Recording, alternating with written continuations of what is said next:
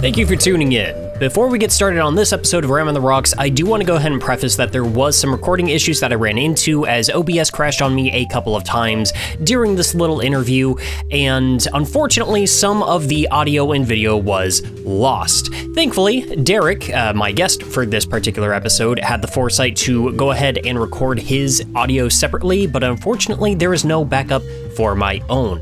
There will be two sections, one towards the beginning, a small one, and then a larger one towards the end, where I'm going to have to come in and just sort of explain the questions, interview style, that I asked that led it to the backup audio that Derrick was able to salvage for me. So thank you to Derrick for helping save this episode. Thank you for listening, and now onto the episode proper. Tucked away inside your nearest Sega Dreamcast, set up in the console's random access memory, there's a bar. A safe haven for guests and information to roam in, share a bit of their time, and go about their way. Welcome to Ram on the Rocks. Once again, I got a really fun guest on today. Thankfully, we actually did not miss an episode this particular month, so happy about that. Would you mind introducing yourself to the audience real quick? Just tell us a little bit about what you do. Sure. My name is Derrick Bitner. I am part of the YouTube channel GVG, along with 5 other really great guys that we just cover a lot of general gaming stuff, whatever sort of catches our interest, with a bit of more of a focus on Nintendo, because all of us used to work for, or most of us used to work for, the Game Explain YouTube channel before we all decided to leave and start our own thing. And personally, I do a bit of streaming. I do a podcast about me experiencing the later half of One Piece for the first time, and I'm a bit of a writer now, I guess. Yeah, that's definitely something I wanted to get into today too. It sounds like you actually are probably further ahead with One Piece than me. I'm like maybe 200 episodes in. I'm trying to catch up. Oh yeah, we focus on the manga, but just because better pacing, get through it. It's a lot easier on the time frame to just read 5 chapters a month or 5 chapters a week rather than trying to squeeze in 5 episodes. And it's especially because the more lore that show gives us, the longer the episodes get. Where towards the beginning of the whole thing, we were going like about an hour 15.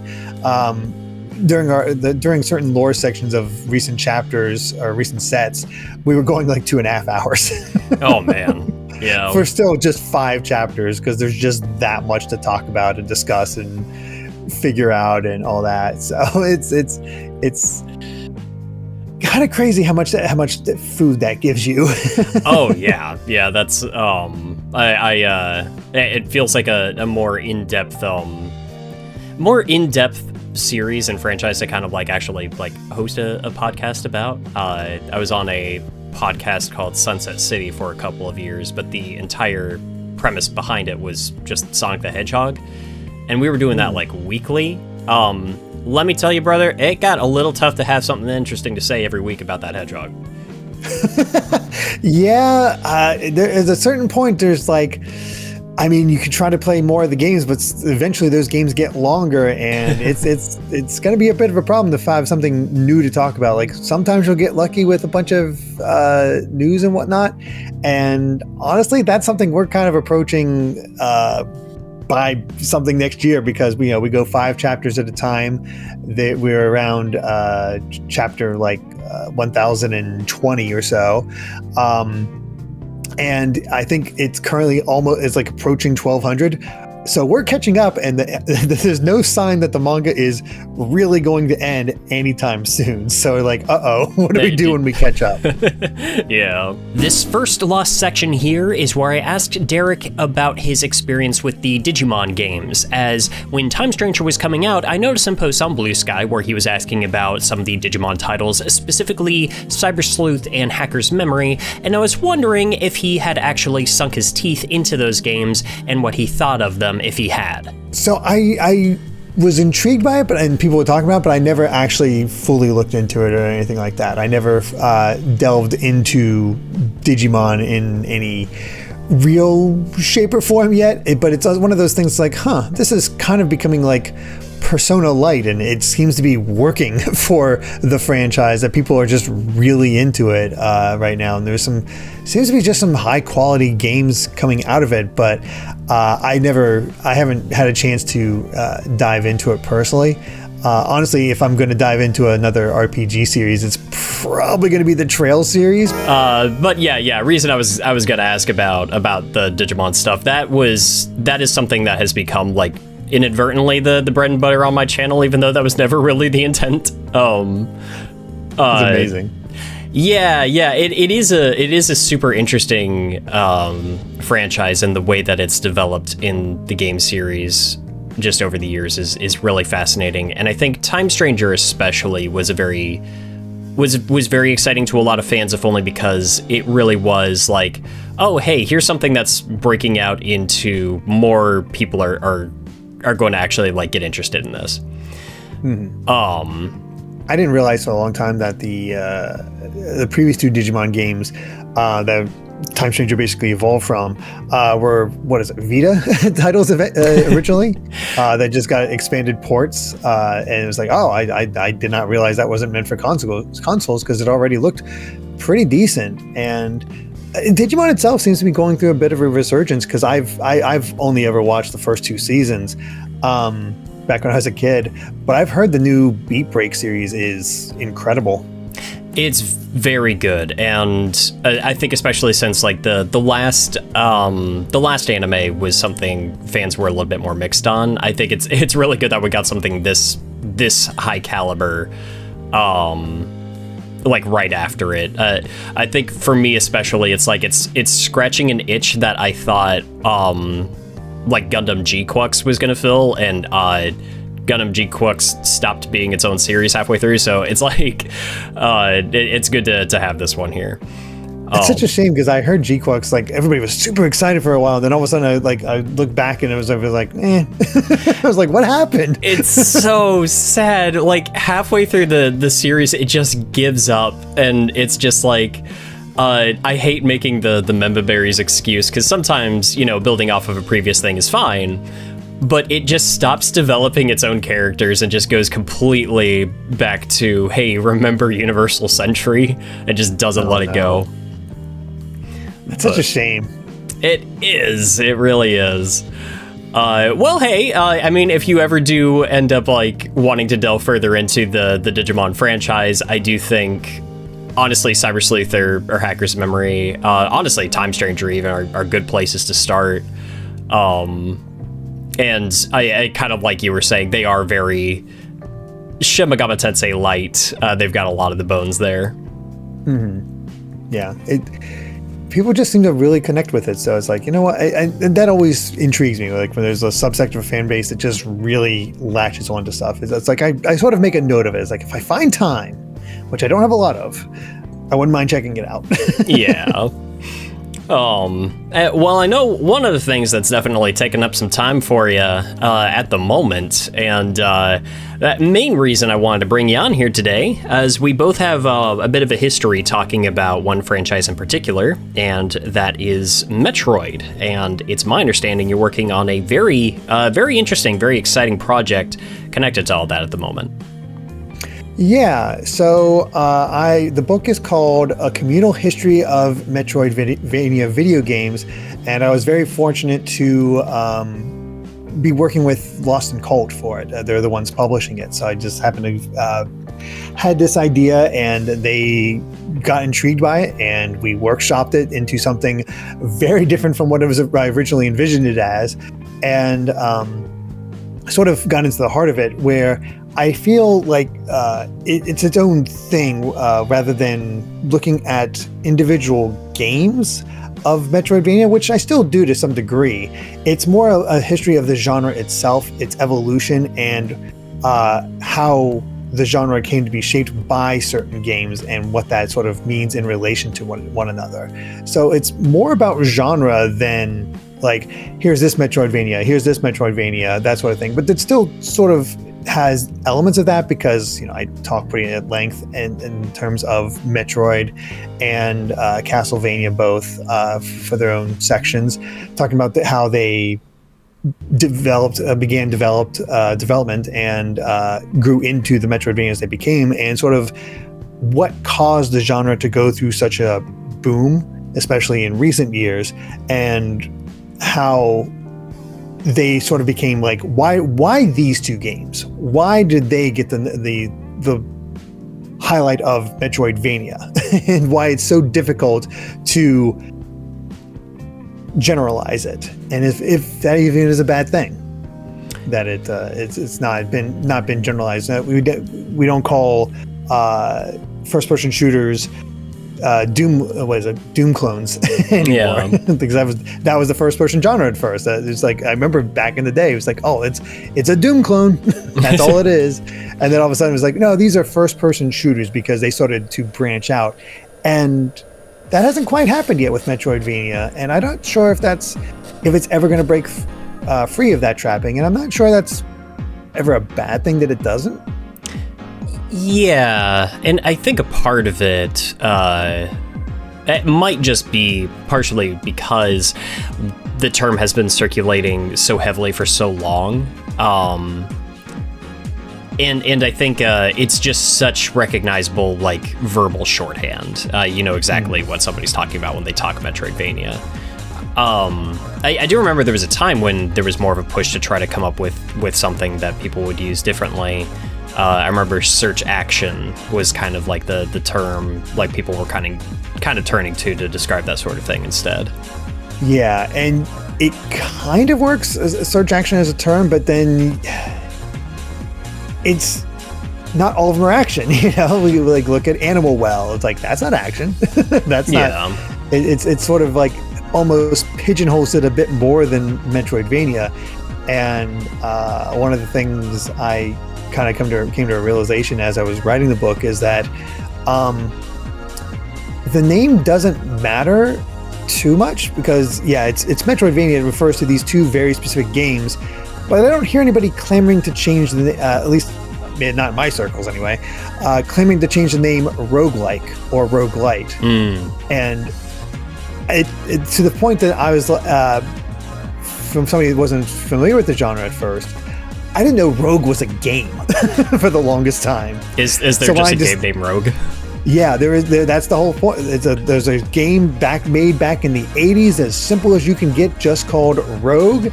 And the whole idea is each time you start it up, it was a completely different, like, layout, setup, what you find, all that stuff. But if you died, you're dead for good. You get to start over. It doesn't have the elements of today where you could keep a few things and make the run a little bit better next time. No, you were going straight in each time, but it was a different setup. So it's just challenging you to that degree. And it did inspire other games, and eventually, I guess, became sort of that nexus point. It's like, okay, this is the origin. It's like that, but not quite, or it's a light version of that, and it's not quite. It doesn't quite match up to it, but that is the origin point. And I'm willing to bet that so many people don't even know that's a game, like myself. So even if, like, Metroid and Castlevania die out in 20 years and nobody really remembers them, I think the term will still stick around, because that is the term for it. What's a Metroidvania? Well, it's just this. I couldn't tell you what they actually mean, but it's just what it is. Yeah, that's a great point. I did not know that about Rogue. I wasn't familiar with that title. Yeah, it's crazy to look back at a lot of old games and see, like, how they evolved out from each other.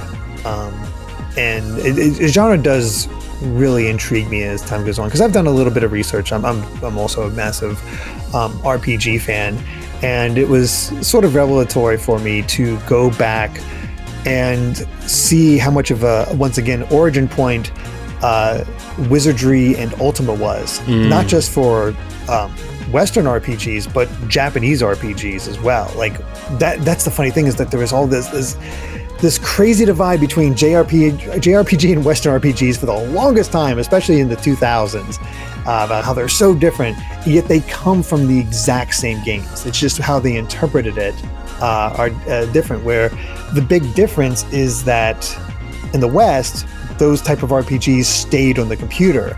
But thanks to Dragon Quest, they got adapted to the consoles in Japan and blew up that way, where it's like, let's try and make these games available for kids and make it a little bit more accessible.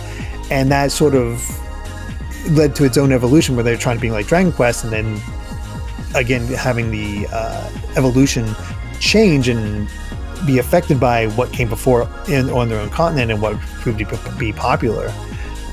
It's I don't know, I always find that sort of thing fascinating, how the two paths diverged in a lot of ways. Yeah, and that is interesting. I was thinking about it fairly recently, because I hadn't paid a whole lot of mind to stuff like Ultima and Wizardry before. But I was looking at like the original Wizardry, and I got to thinking to myself that it kind of reminded me of old school Dragon Quest or like the original Final Fantasy titles, and it kind of got me wondering about which one came first. And like you said, just two games that people think of wildly different, but very much come from a very similar place.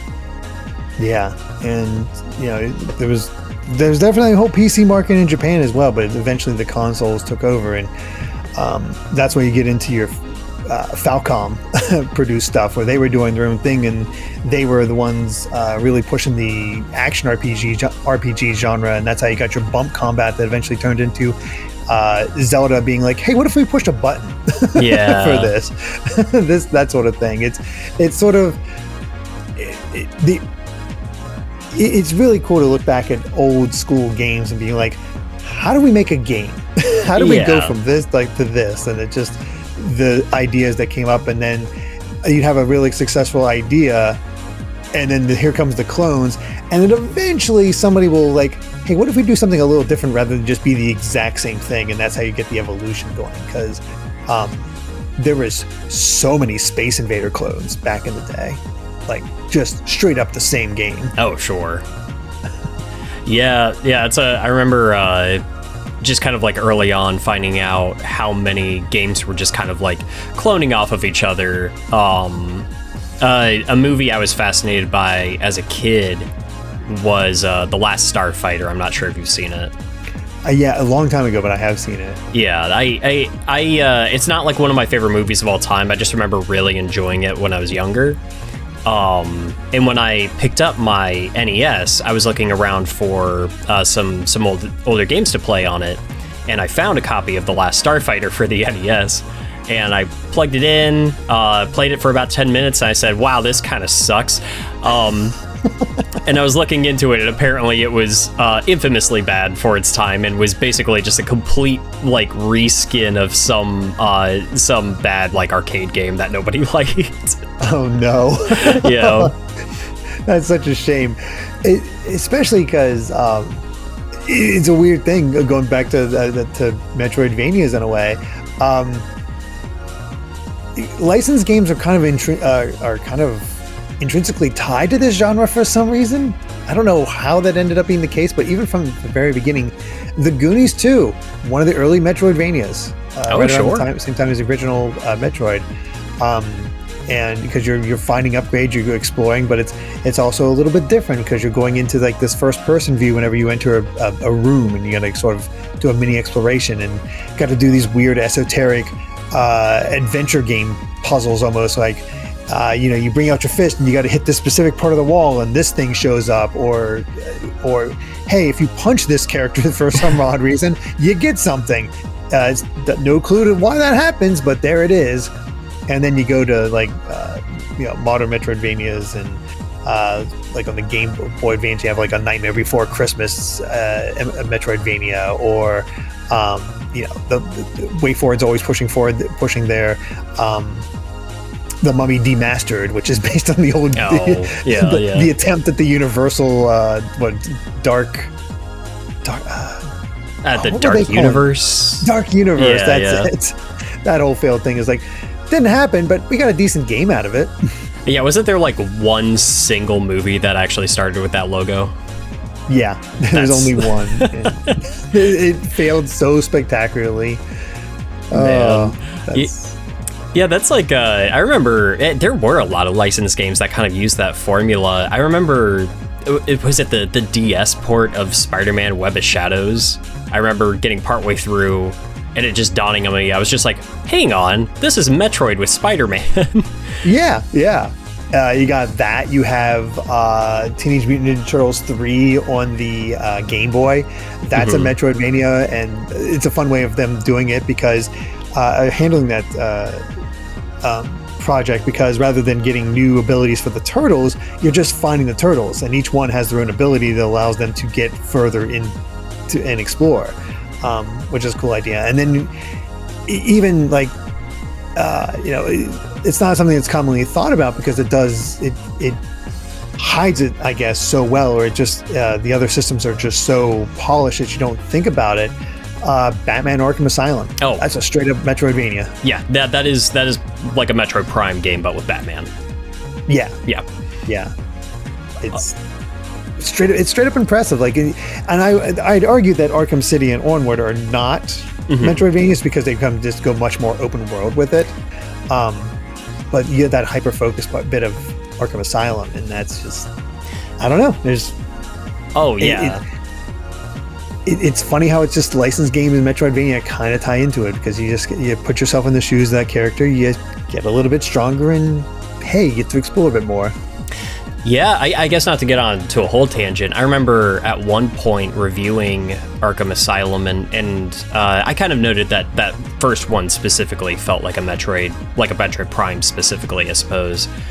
But I do feel like as the series continued to go on and it just continued to expand, you lost that intimacy that I think is so important to Metroid, where it sounds almost cliche to just say like the environment becomes a character of itself, but I think that's an important aspect of Metroid titles as we recognize them.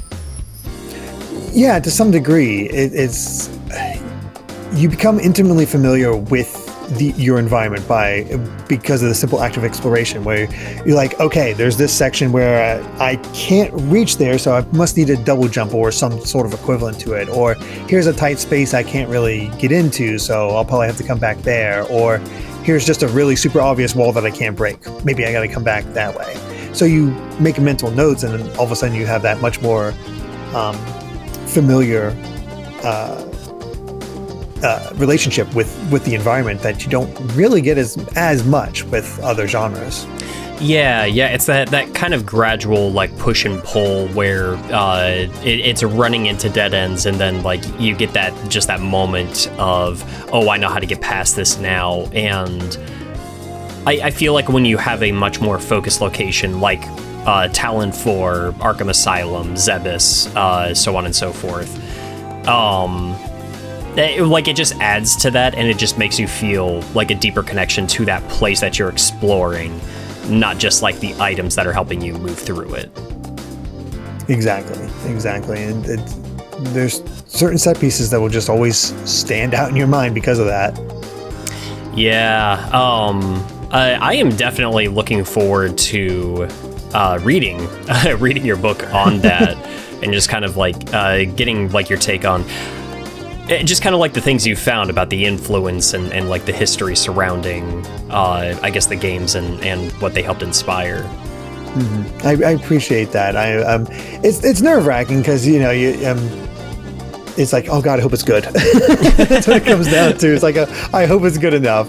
I appreciate the packaging they have for it. I'm feeling pretty good about a lot of what I've written, but it's just like one of those things like, I hope people like it. You get that nerve in you, just because it is my first of anything like this, and I raised on YouTube is like, oh god, the comments. You missed this thing, you missed this thing.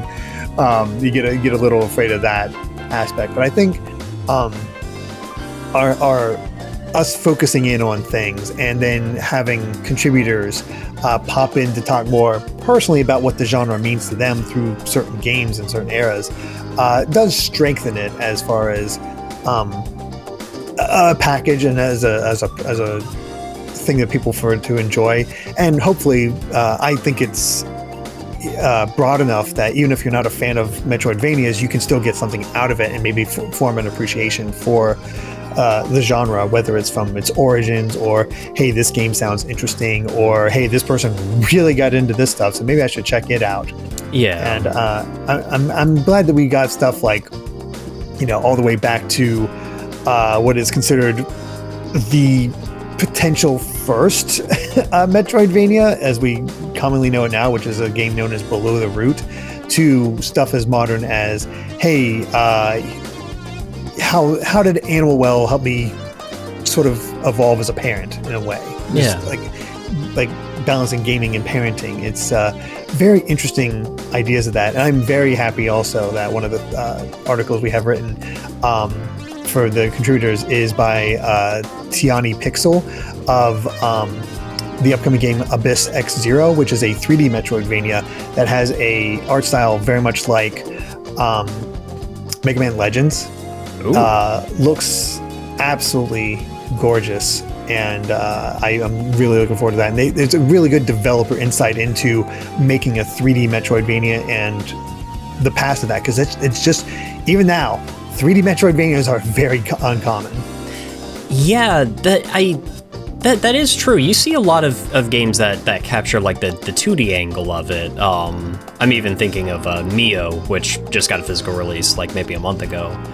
I can't really think off the top of my head of a lot of like 3D games, especially within the independent space that really harken back to that.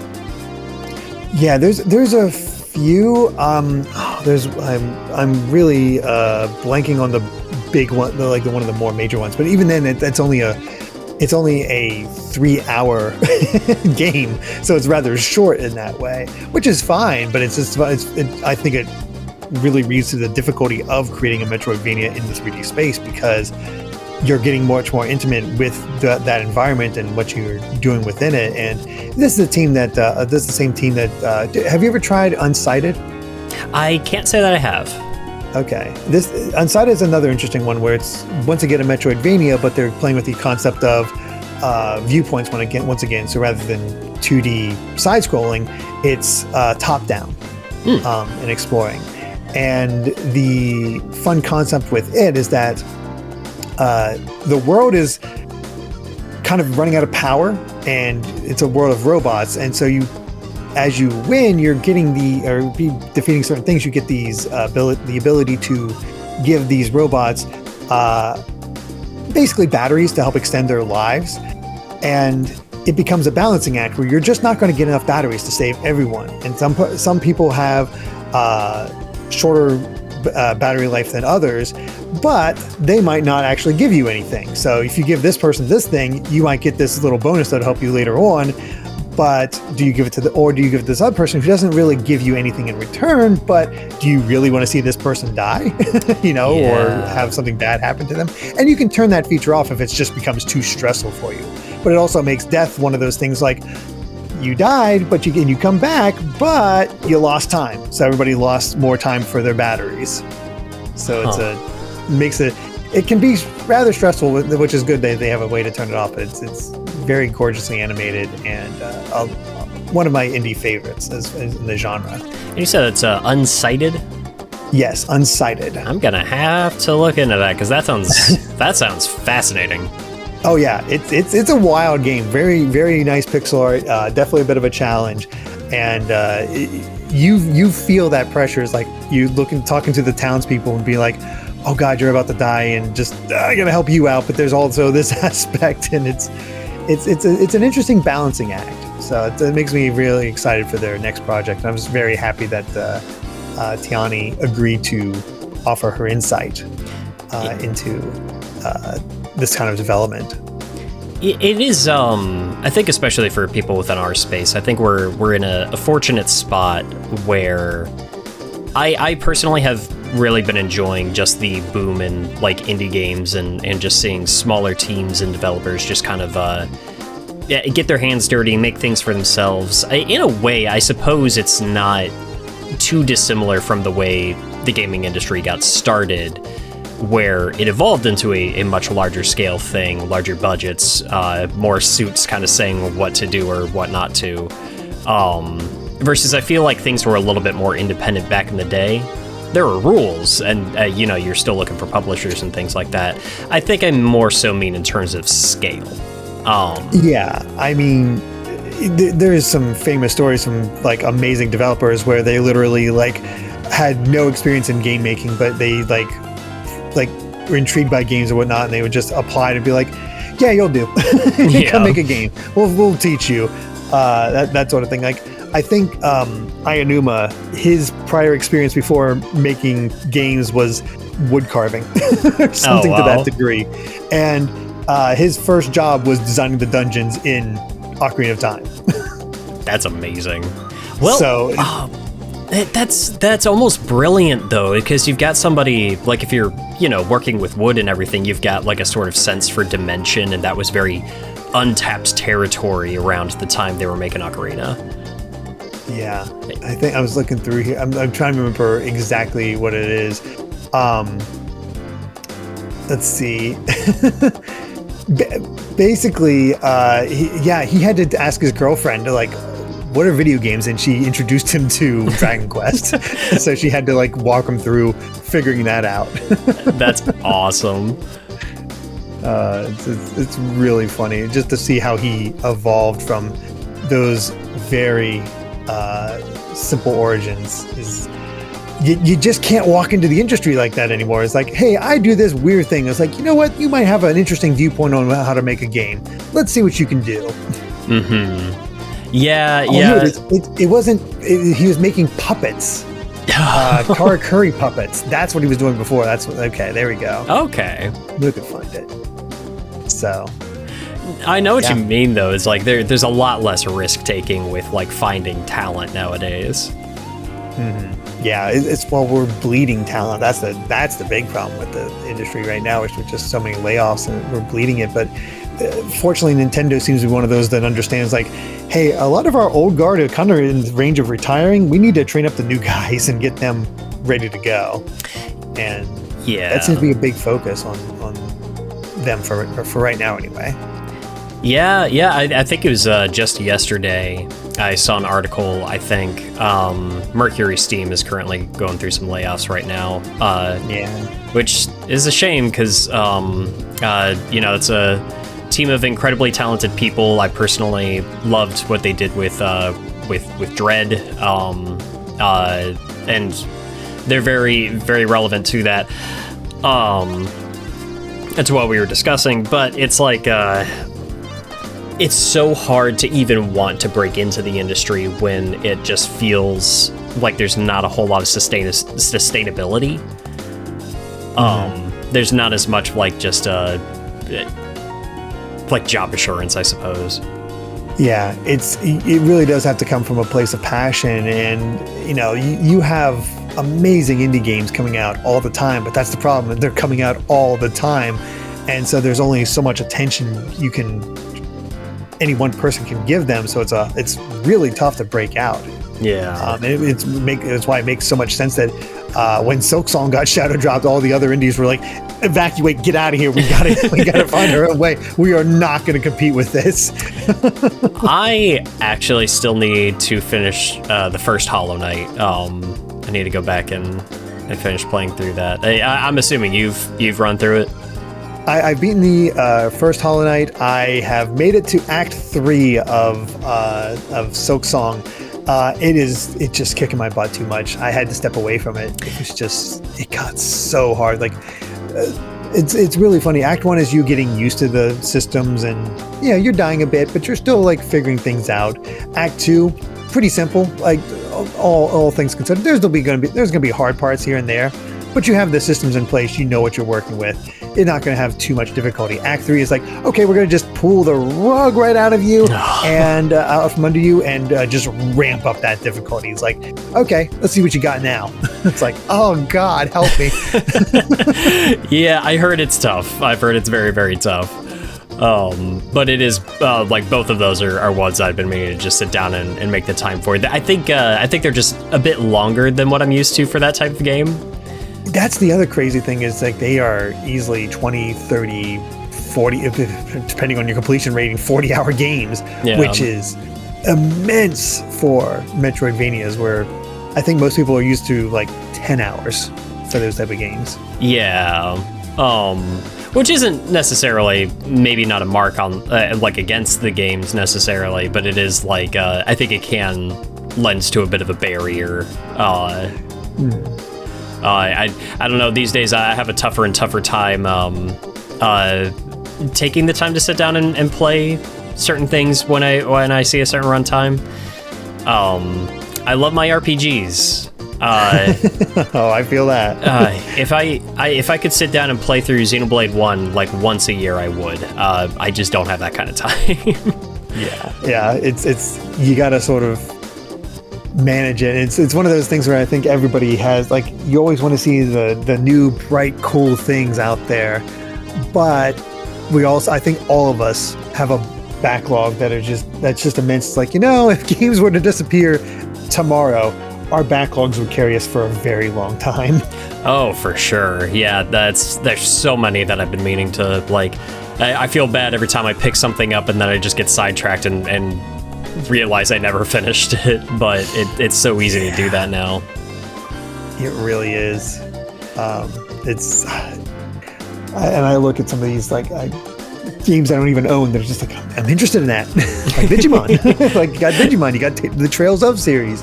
There's plenty of other Metroidvanias that I've not actually tried yet, that I'd love to have time to play those, but there's a lot of Metroidvanias that release anymore.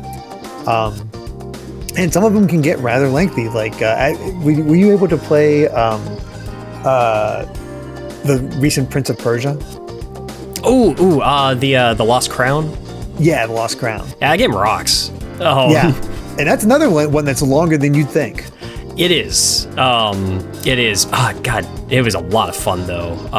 It's great. Wasn't there some DLC that they ended up dropping for that? Yeah, they did. I forget exactly what the DLC consisted of, but yeah, that's where they did add more to it, which is great. But it's also like, this poor team that got canned.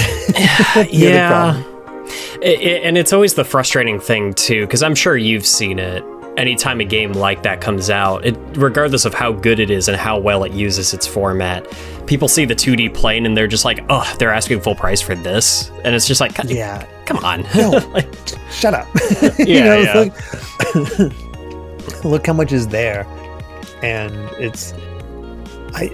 I'd like to think we're getting past the days of, it looks this way, so it must only cost this much, but then because of economy reasons, now people are definitely looking at, okay, how much bang for my buck can I get out of this game? Because, well, I'm not going to be able to buy games as much as I used to potentially anymore because things are rising in price. So now all of a sudden the length, the amount of time is going to start to matter again, which is a tricky prospect.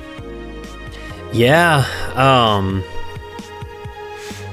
it's one of those things. It always feels like there's a new hurdle, right? Yeah.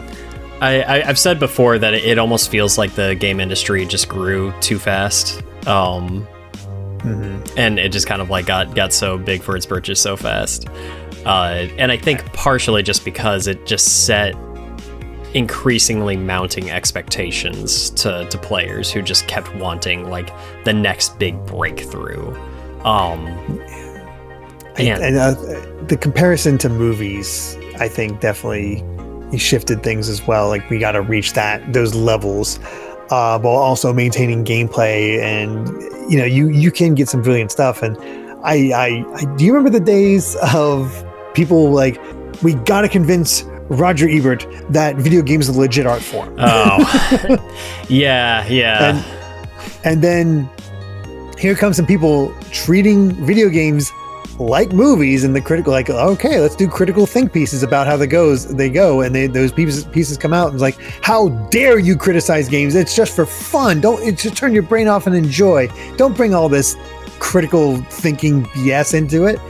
It's like, what do you want? you want the recognition without the effort, and it doesn't play together, Yeah, I don't want to throw any particular, like, cinematic-leaning games under the bus, lest I, send the masses into unrest. I think that there's some really good stuff out there for that, but I definitely do feel like there's an over-reliance on just, I've said before that I've seen a distressing trend in the games that get the most push are the ones that are trying to convince your dad he should take it seriously.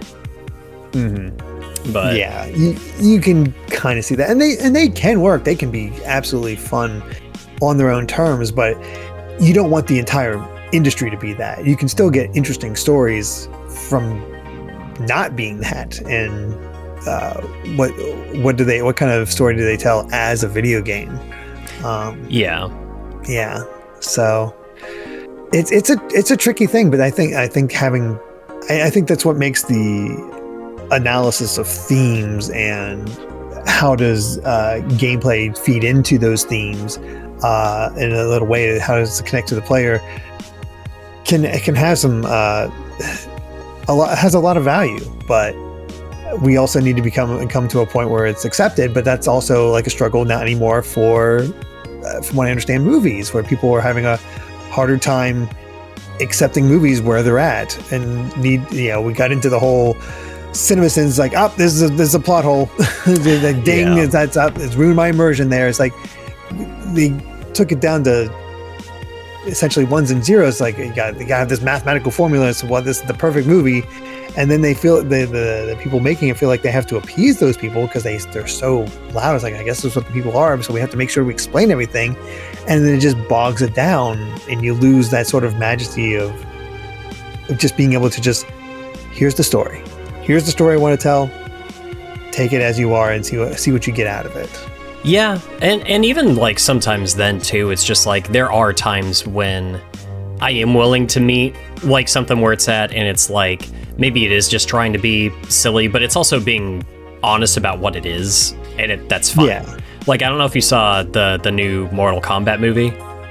Not yet, but I've heard it's better than the first, but who knows if regular people are going to be as into it as fans. I can say that as somebody that's not like a big Mortal Kombat guy, like I've got familiarity, I've played the games, but I don't really know the lore and stuff. I had fun.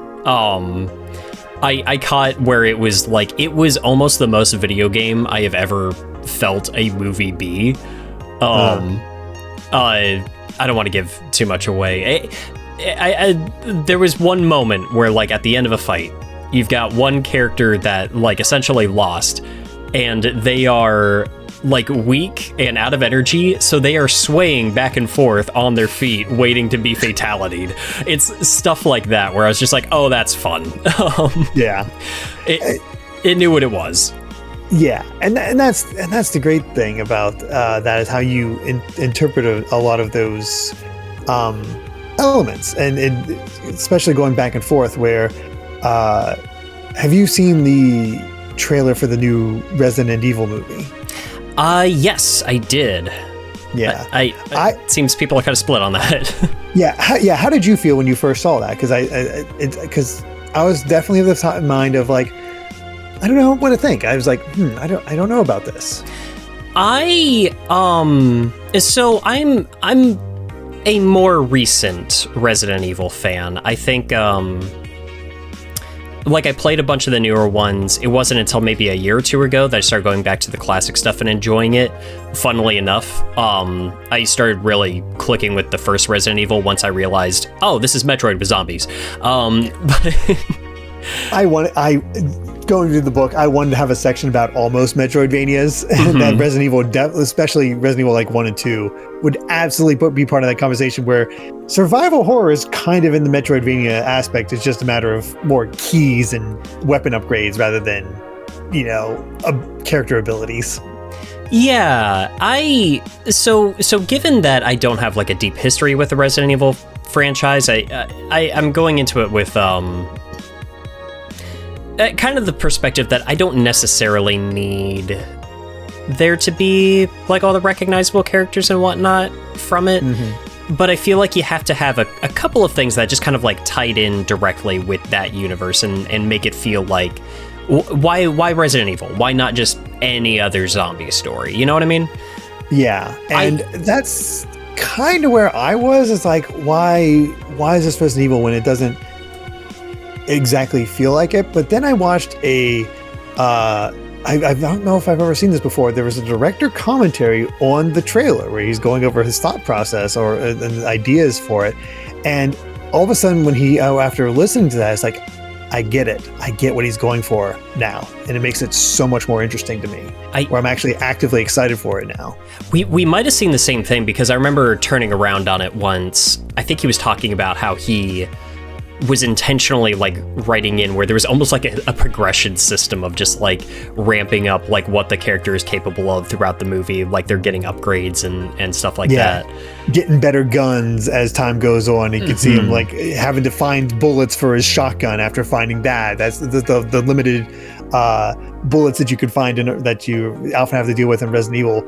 Having background green herb to have that sort of visual aspect to it, and him deciding to keep zombies to a minimum. He's much more interested in the more monstrous enemies from Resident Evil, and basically treating it as if this character in the movie is the player the first time they're playing a Resident Evil game, trying to figure out where to go, what to do. And I was like, that's an interesting way to interpret this franchise, especially because we've tried the big budget action thing with the Mila Jovovich movies, and I'd not seen it, but they tried to go for a more direct adaptation with that Welcome to a Raccoon City that everybody hated, apparently. Yeah, I think somebody sent me the clip of like what they do with Lisa Trevor in that, and I was just like, what happened here? Like, what have they done? Yeah, like I think you can make it work, but it's also one of those things where you have the game. Like, it's cool to see it as a movie, but it's kind of fun to see that concept shifted to work. You know, the core game concept shifted to work as a movie, and I think that's what we're getting with Resident Evil. And I've heard that his previous two movies, Barbarian and Weapons, are excellent, so I'm very intrigued by it. I've not seen Barbarian. I did go see Weapons, and I did like it quite a bit. I don't know if I clicked with it on quite the same level as a lot of other people did, but I did enjoy it quite a lot, and I appreciate that his directing style, and he's got an appreciation for the absurd. It's why I think he's good for like the mutant T-virus monsters in Resident Evil. Yeah. It's probably the most interesting video game movie in a while. Yeah, I think it was that interview for me where I was just like, this is actually like a really fascinating way to adapt like a video game property to film, and might be the best case scenario. It depends on how it plays out. Sometimes if you try too hard to just straight adapt what worked really well in a game, it's way too easy to just skew off the path and then create something like God, I keep wishing it was just a bad dream that I had, but no, there was a movie based on Silent Hill 2. I've heard that was bad. I went with a buddy, and we were laughing the whole time until one moment where they completely changed the context of one character and their backstory, and then I was just mad, and I was just upset the rest of the movie. I've heard that about this new Silent Hill movie where the director just somehow completely misinterpreted the really glaringly obvious theme of Silent Hill 2. It was very bad. That was insane. It is interesting, just like the crazy amount of these movies we're getting now, though. I guess, comic books kind of proved that adaptation of recognizable material does well. And it's not like video game movies are a new thing. They've been happening since like the arcade boom. You look back at like Double Dragon. I'm not sure why that's the first one I thought of, but like the original Mario Brothers and stuff like that. But it feels like there are just multiple video game movies coming out each year, and sometimes I just forget like how many there actually were. Like, I think the majority of movies I've seen in theaters so far this year were based off video games. Oh wow. That's. We got Mario, we got Silent Hill, we got Mortal Kombat. There you go. I guess that makes sense. Yeah. And sometimes it can work for. I think I honestly forgot that Iron Lung was a video game. Oh, that one too. Yeah, there you go. That's an interesting idea to take something not as well known, turn it into a film, because then you got like something. I guess there's not as much expectation from that. I feel like you could take something like Mouthwashing and turn that into a pretty decent film. Oh, absolutely. Yeah. At the very least, like a really solid miniseries on something. Mm-hmm. Yeah, Iron Lung was fun because I did not know a single thing. I'd never seen Markiplier's Let's Play of it. I had never played the game. I didn't know what it was even about. So getting to go into that blind and just like kind of seeing it unravel was a ton of fun. I really enjoyed that one. That's awesome. And it's interesting to see how each one sort of interprets their source material. Because we got the Resident Evil one, we got Mortal Kombat, which is, let's get the vibe of these hyper-violent action games, but we're going to change up the concept a little bit to make it work with the game. Or here comes Street Fighter being like, we're just going to be over the top and silly. Yeah. Or Sonic and how it was started out as very typical, oh boy, this cartoon character is in the real world, what kind of weird things can happen now, to we're edging closer and closer to what the video games do and what their vibe. Yeah, and I think that's something I've come to appreciate about the Sonic ones specifically, is that they are reminiscent of the games without copying them one-to-one. It takes like what a lot of the recognizable stuff from them, and while there are one or two times where I would have preferred if they'd gone a little further in that direction, like they still stay pretty true to themselves and feel like they have found what they are. Yeah. It's going to be really interesting to see what Zelda ends up being like. I'm nervous. It's weird to think that it comes out basically a year from now. I like the last movie the director did. I could say that. As he did the Kingdom of the Planet of the Apes, and I really enjoyed that. I'm one of the people that's more in the mindset of I never would have chosen live action. I'm curious to see if it's just an expanded retelling of Ocarina of Time, because that's just where my mind has always gone for that sort of thing. Right. And I don't know how satisfying that would be. Although I would not be terribly shocked if they end up kind of melding the stories of Ocarina and Breath of the Wild a little bit, because I feel like you could do that. Yeah, I think that's probably maybe the best way to go about that sort of thing, if only because if you're going for a literal adaptation of Ocarina of Time, if you want to have enough time for everything, you kind of need to have 2 movies. Oh, they said they're doing 3. Well, what I mean, okay, I didn't realize, I don't know if this was a play-in trilogy. I didn't realize this was a play-in trilogy or not, because my thought was, past, future, as far as that is concerned for Ocarina. But yeah, to have its own original thing, that's. I think to take elements from across the entire series is probably the best way to go and just make up your own Zelda. That'd be the ideal. I also, don't quote me on the trilogy thing. I remember reading it somewhere, but now I'm questioning whether or not that was true. But I remember seeing that they're filming in New Zealand, and they were planning on it being a trilogy, I believe. Okay. I might have to research that. Excuse me. Getting over a little cold. Oh, I gotcha. Yeah, a lot of stuff going around.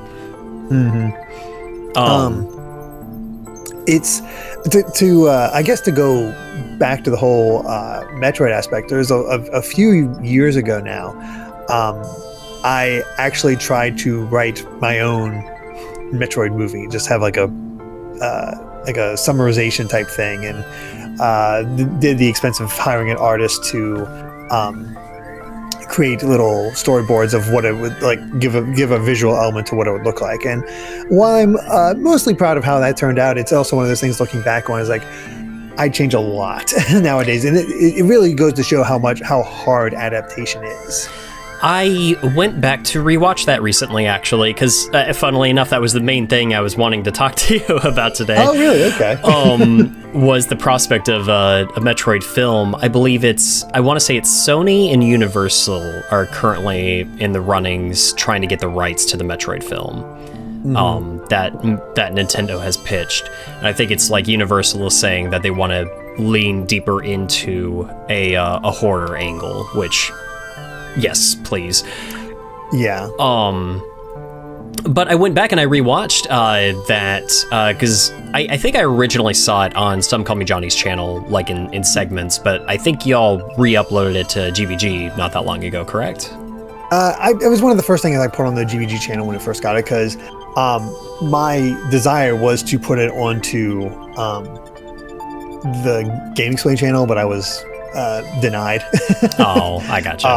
And I was very kind of Johnny to host it on his, so it could actually get some reach out there. But I think I regretted at the time that I split it into three in three parts because it was Act 1, Act 2, Act 3. It was meant to come across as an event and this big thing, but in retrospect, it's like, no, I think people just like to sit down and watch the whole thing at once, especially nowadays. Like those long YouTube videos tend to do the best. Yeah. I enjoyed it quite a bit myself. It was interesting, if only because, like, man, since high school, like, feels like 20 years ago at this point.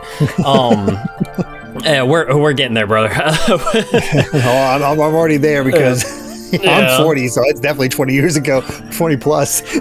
But I remember just imagining, just thinking about like what you could do with a Metroid film. And it was interesting watching your take, because there were definitely a lot of places where we had very similar ideas, where I feel like the obvious thing is to just like adapt the story from the manga. But there were definitely places where our ideas kind of like diverged a little bit. And it was so fun to look at the awesome artwork. You even brought like guest voices in, and it was fun just kind of like seeing a vision brought to life a little bit there. I did have a question though, like, was the because there was the one kid that she was like sledding with on the space colony at the beginning of the animatic. I don't know if you remember every detail from this at this point. It's been a little bit, but let's see if I can bring up my old script so I can remind myself. I remember there being a character named Gunpei, and I was like, "Oh, is that named after Gunpei Yokoi?" Oh yeah, totally. Oh, that's cute. That's cute. I love that right off the bat.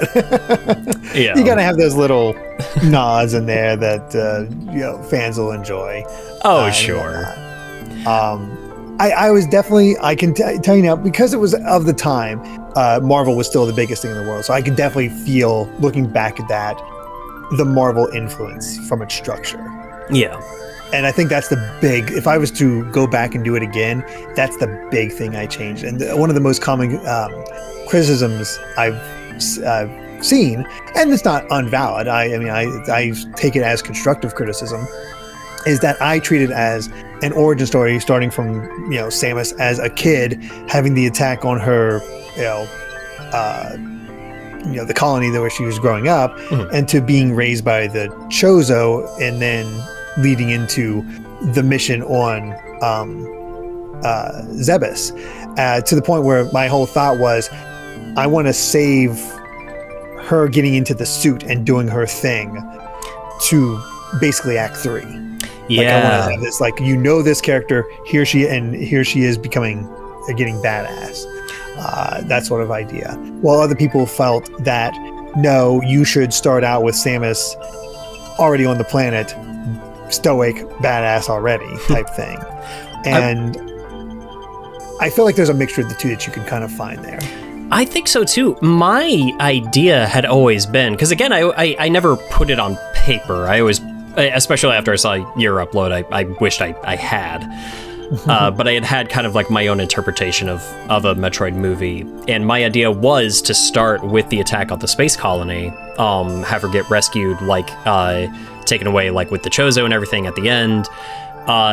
Do a big title screen thing, like, I don't know, do it over an asteroid and just giant blue text, just recreate that title screen, like, go for it.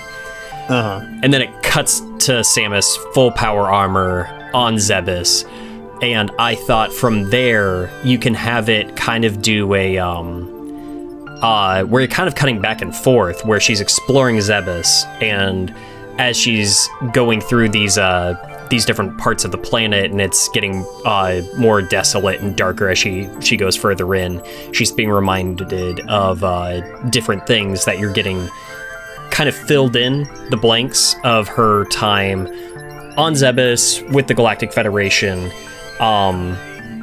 One thing I appreciated about your animatic was you did not shy away from taking material from Other M, because I feel like it's part of the series you have to. There's the thing is, there's salvageable stuff in Other M. Yeah. There's a lot of salvageable aspects of Other M, and if I had the time / ability, I had fully planned to make it a bit of a trilogy, where I think of my idea was to combine Metroid 2 and Super Metroid into one film, and continue that on to just have it focus really much on the baby, I guess, as it were.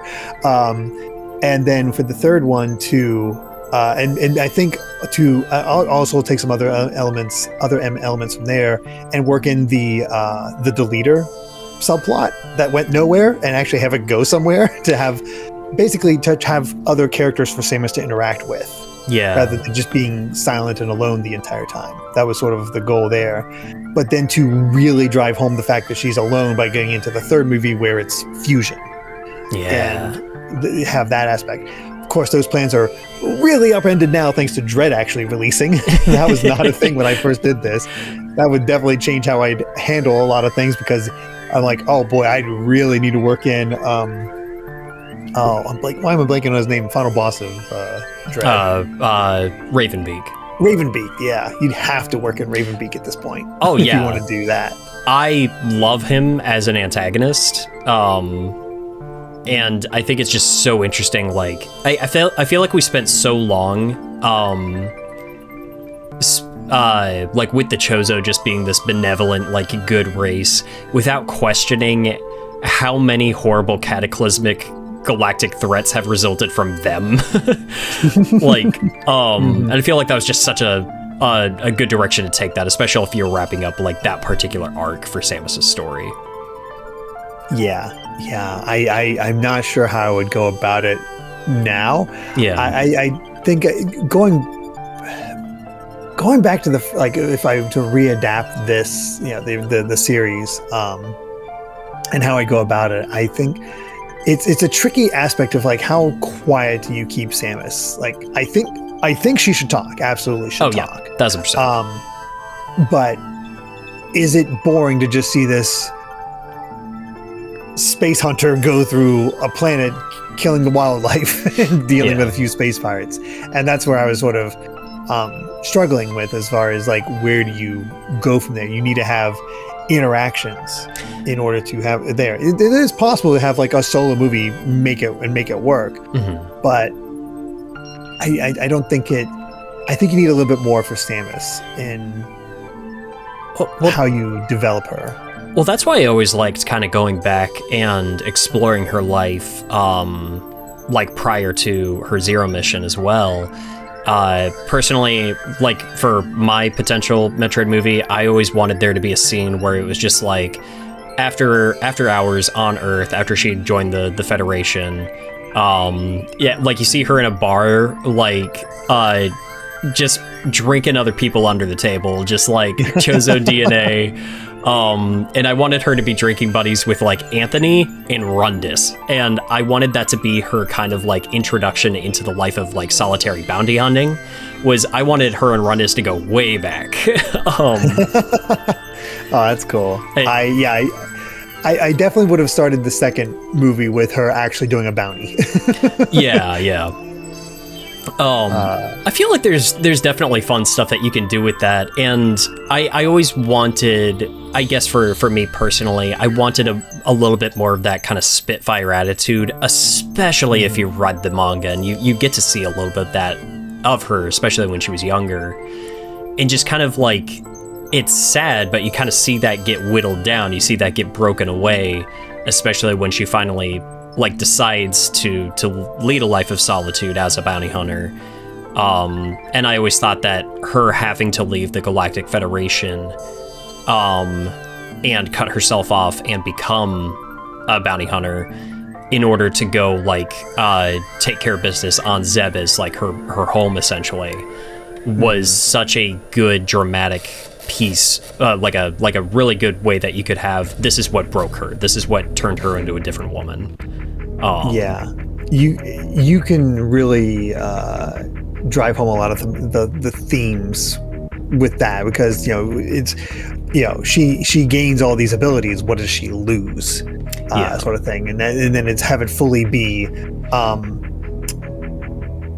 punctuated by her gaining the Varia suit, that symbol of power from the first one, to not overuse the suits too much as well, just have that there. It's like she does all this, becomes this stoic badass bounty hunter that's always on alone, symbolized by the suit, and then go from there. And then in my mind, if you have multiple movies, build up the attempt to trust again through the use of the Atom AI. Yeah. And sort of slowly get that to some degree, but also then play, do that for the second one, but then play with it with fusion because of distrust of everybody being in the Thing situation where she's safe, but who does she trust? And I feel like especially if you're doing her mission on like SR-388, like to take out the Metroids and everything, you could go in like an Aliens angle, whether you want that to be like, the Metroid 2 mission or the Super Metroid mission. We know the Galactic Federation sent troopers out to those places, and just have her out there with like a bunch of ragtag like Galactic Federation troops. They're all like ready to rock and roll and go in and destroy everything, and just find out that they were in way over their heads, sort of thing. Yeah, you could definitely go Aliens there. Yeah. And gosh, even like, if you really want to, give her that little girl. You find a little girl to help us, or treat the baby as the little girl that you protect. Have it be cute and join up, that sort of thing.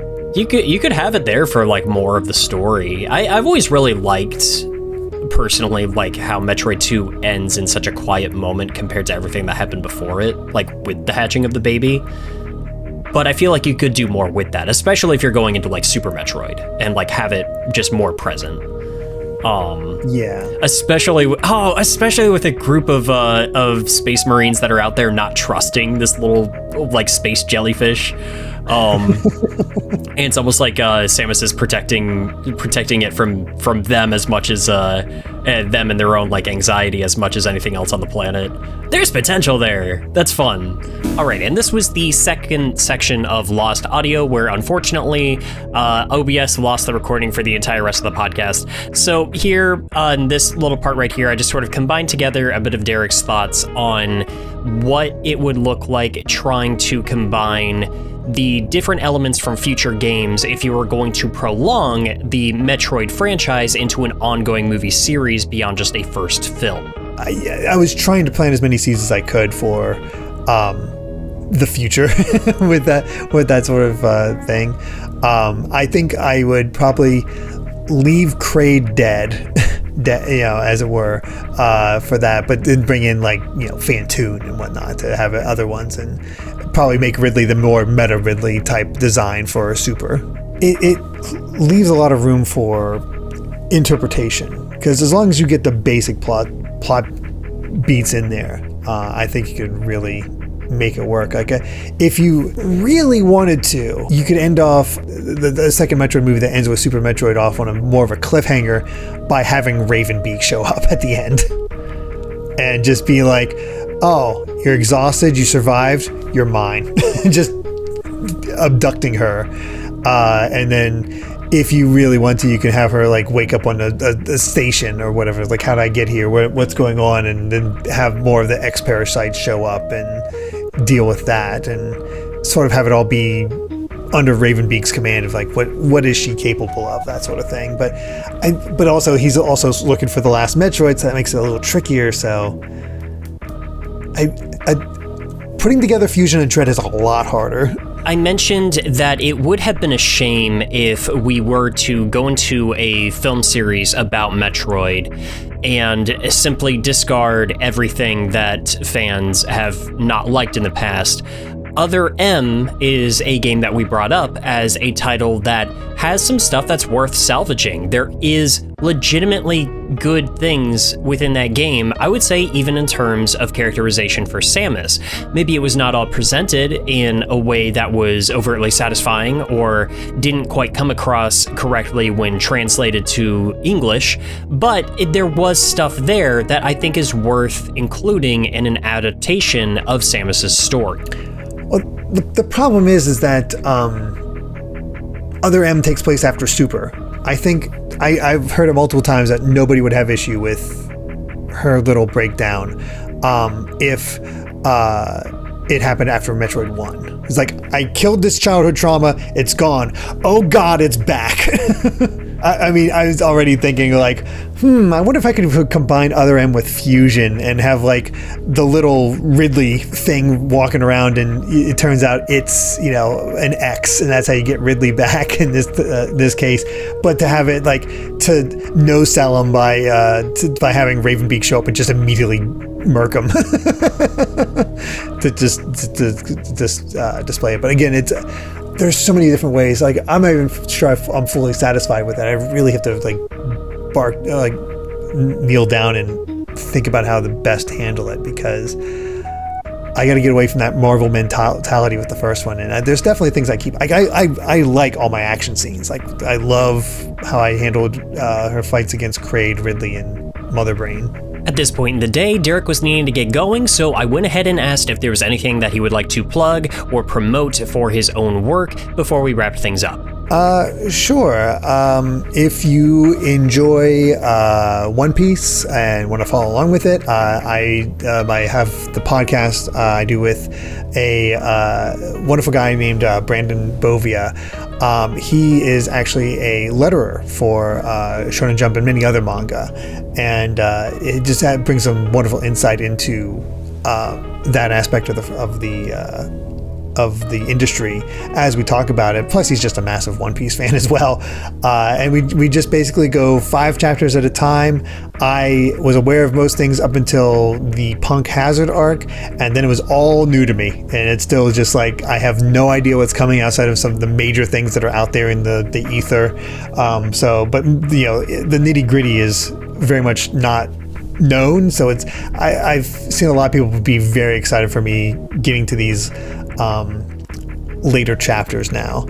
Outside of that, I do stream on Twitch at Bitner Games, where I have my fun concept right now is me, if you earn enough channel points, you can request me to play a game. There's a bit of a backlog on it, quite a bit of a backlog, because a lot of people like to request RPGs, so they take a while. But I'm also, as part of that, been doing a Mega Man marathon, where I've been playing through every single game in the series in release order, so going in between all of them. And it's been really interesting to see like what came out when, because you sort of separate them in your mind, where this, X was done by the time Zero was out. It's like, no, 0-1 came out before X7 and X8, which is weird to think about. and just again, the chronology of it is kind of fun. And of course, just GVG itself, where we have, again, the wonderful team putting together stuff. I'm now with the book getting closer to be wrapped up with all of its extra, the editing to make sure it's as polished as possible. I'm going to be switching focus back to that to do the more typical YouTube-y stuff where I talk about certain older games and concepts and trying to just like inform in that same YouTuber way, I guess. I want to thank everybody for bearing with me, especially when technical difficulties like this do happen. I do always appreciate everybody coming on, giving a listen. Super appreciate Derrick coming on board to chat with me here today. And I do super want to promote his book over on Lost in Cult.